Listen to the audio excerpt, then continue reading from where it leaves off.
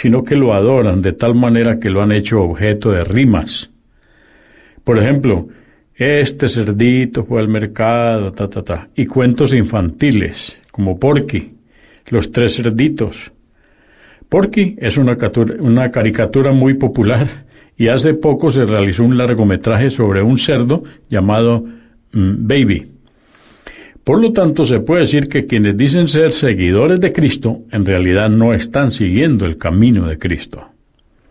En la ley islámica, la prohibición de comer cerdo y sus productos se ha mantenido estrictamente desde los tiempos del profeta Mohammed, la paz de Dios sea con él, hasta el día de hoy. En el Corán, en el capítulo 2, verso 173, Dios dice: se os ha prohibido beneficiaros la carne del animal muerto por causa natural, la sangre, la carne de cerdo, la del animal que haya sido sacrificado invocando otro nombre que no sea el de Alá.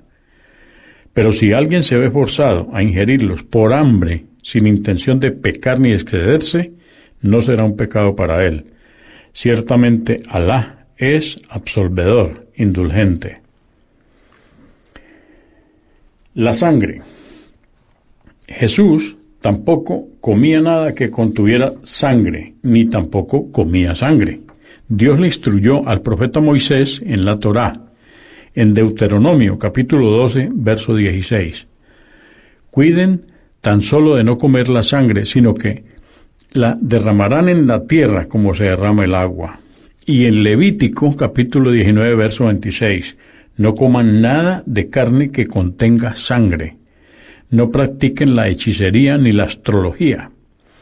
Esta prohibición se ha conservado hasta hoy en la revelación final, el Corán, en el capítulo 6, verso 145.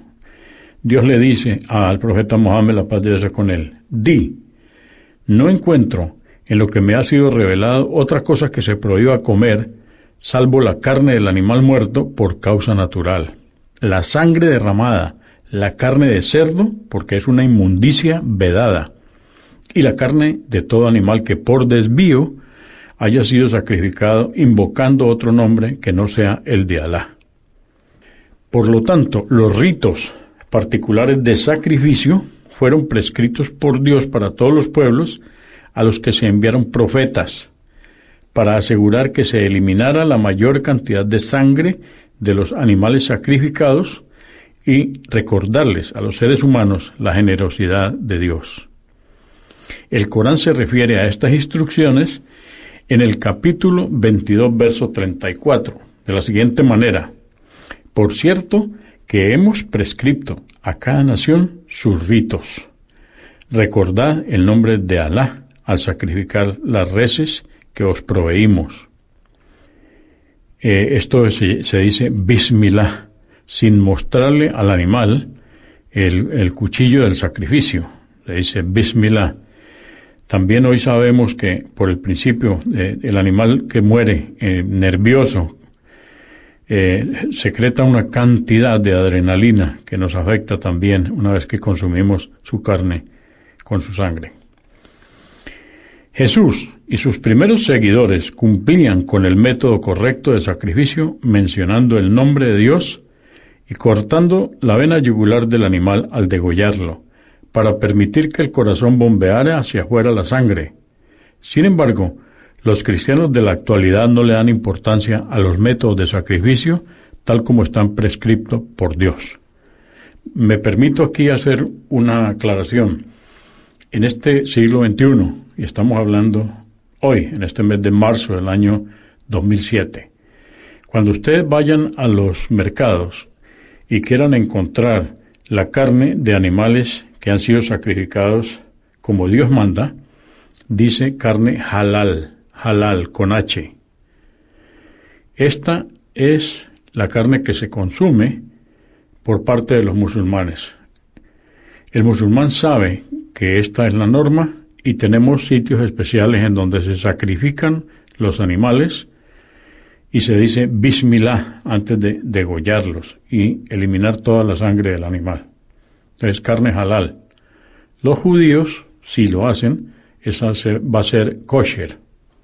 En cuanto al alcohol, Jesús se consagró a Dios y por lo tanto se abstenía de consumir bebidas alcohólicas, según las instrucciones plasmadas en Números, capítulo 6, versos 1 al 4. Yahvé dijo a Moisés: di a los hijos de Israel, si un hombre o una mujer se consagra a Yahvé mediante el voto de nazireato, no beberá ni vino ni bebida alguna que pueda embriagar, ni vinagre hecho de vino o de otra bebida embriagante cualquiera, ni tampoco jugo alguno exprimido de uvas. No comerá uvas frescas ni pasas. Todo el tiempo que sea nazireo, no comerá fruto alguno de la vid, desde los granos hasta el ollejo. En el Corán, en el capítulo 5, verso 90, Alá prohíbe tajantemente los embriagantes. Oh creyentes, el vino, los juegos de azar, los altares, sobre los cuales eran degollados los animales como ofrenda para los ídolos, y también consultar la suerte valiéndose de flechas, son una obra inmunda de Satanás. Absteneos de ello y así obtendréis el éxito. En cuanto al milagro de convertir agua en vino, solo aparece en el Evangelio de Juan, el cual contradice de manera consistente a los otros 3 evangelios. Como mencionamos anteriormente, el Evangelio de Juan fue considerado como hereje por la primera iglesia, mientras que los otros 3 evangelios fueron considerados evangelios sinópticos, porque sus textos contenían un tratamiento similar de la vida de Jesús. En consecuencia, los estudiosos del Nuevo Testamento han expresado dudas sobre la autenticidad de este incidente. Convertir el agua en vino.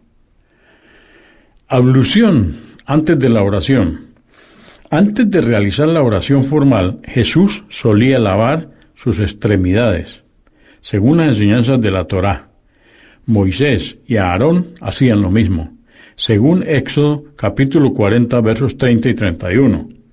Dice: puso la pileta entre la tienda de las citas y el altar y echó agua en ella para las abluciones. Aarón y sus hijos se lavaron en ella las manos y los pies. En el Corán, en el capítulo 5, verso 6, dice: la ablución para la oración se prescribe de la siguiente manera: oh creyentes, cuando os dispongáis a hacer la oración, lavaos el rostro y los brazos hasta el codo, pasaos las manos por la cabeza y lavaos los pies hasta el tobillo. Si estáis en estado de impureza mayor, purificaos. Uno también hace lavado de sus partes genitales. La ablución se hace antes de la oración. Recordemos que los musulmanes hacemos oración 5 veces al día, pues 5 veces hacemos ablución, y nosotros entramos a hacer la oración también sin zapatos, sin calzados, sin sandalias. La ablución se hace para purificar el cuerpo. Postración en la oración. En los evangelios se describe a Jesús postrado durante la oración. En Mateo, capítulo 26, verso 39, el autor describe un incidente que tuvo lugar cuando Jesús fue con sus discípulos a Getsemaní. Comillas, fue un poco más adelante y postrándose hasta tocar la tierra con su cara, oró así: Padre, si es posible, que esta copa se aleje de mí, pero no se haga lo que yo quiero, sino lo que quieres tú. Los cristianos en la actualidad se arrodillan, unen sus manos en una postura que no se le puede atribuir a Jesús. El método de postración para orar que utilizaba Jesús no era una invención suya, era el modo de orar de los profetas que lo antecedían. En el Antiguo Testamento, Génesis, capítulo 17, verso 3, consta que el profeta Abraham bajaba su rostro para orar.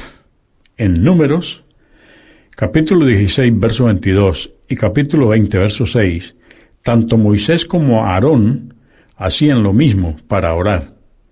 En Josué, capítulo 5, verso 14 y capítulo 7, verso 6, y Josué bajaba su rostro hasta el suelo para adorar.